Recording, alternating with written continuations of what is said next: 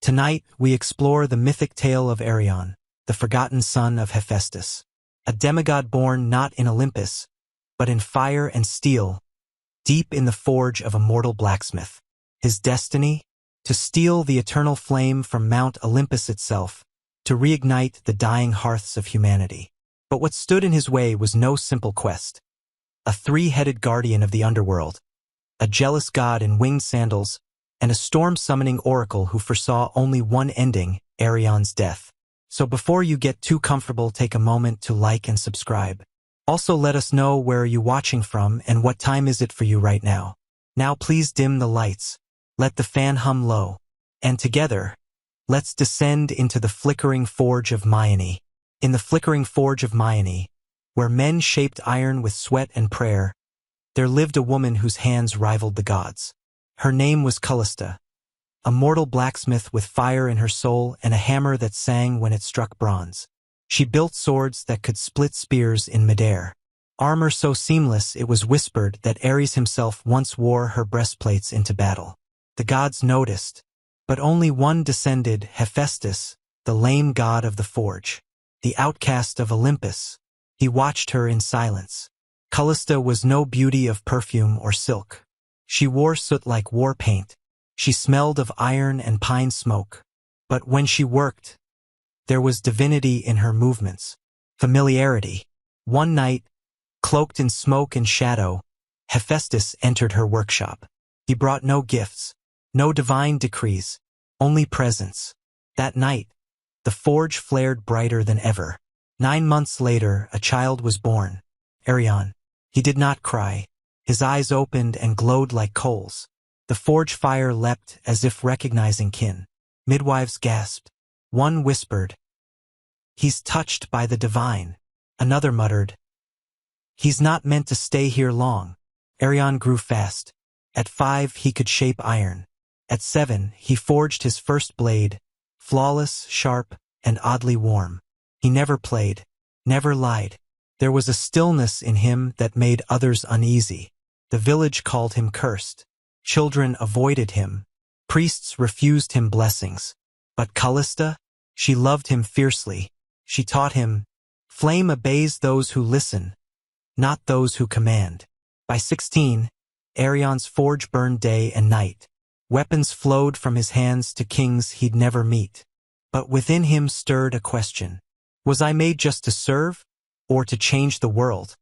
Long ago, fire had been a gift, stolen from the gods by Prometheus, not just for warmth but for thought, art, and creation. It set man apart from beast. But man forgot, and so the gods turned their backs. Slowly, hearths flickered out. Winters grew longer, storms more cruel. Crops withered in spring. In high summer, children shivered beside unlit chimneys. Old women prayed to ashes that gave no heat. The eternal flame, once shared freely, now burned only in Olympus. Sealed, guarded, forgotten.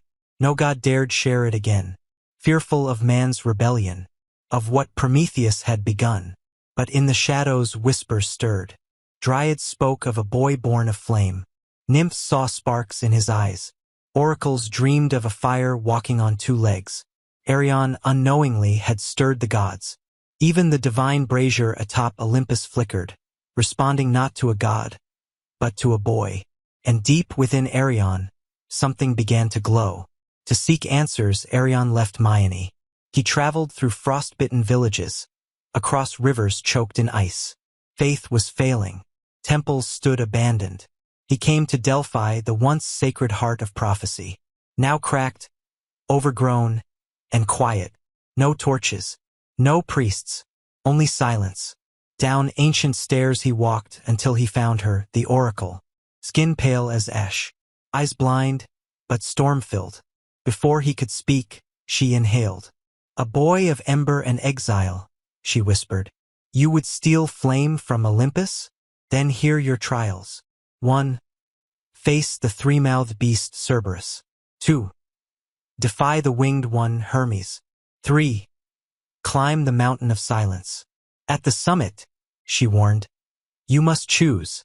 Light the world, or burn it. Aryon bowed. I was made for fire. Let them try to stop me. Cerberus. The underworld was his first test.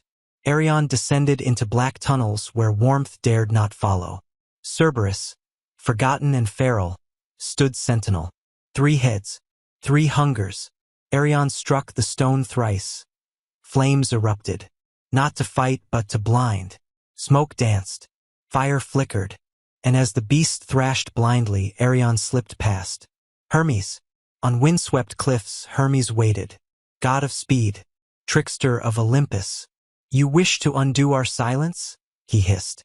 They fought in flashes. But Aryon knew the still forged shapes best. He waited. Hermes struck, and Aryon caught his wrist. One hit sent the god spinning into mist. Even speed must respect stillness.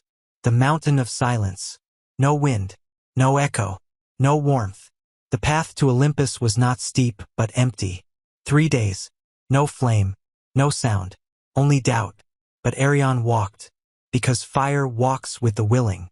Atop Olympus, the eternal flame waited. It shimmered in a divine brazier, untouched for centuries. Inside it, all memory of warmth of life. Aryon stepped forward.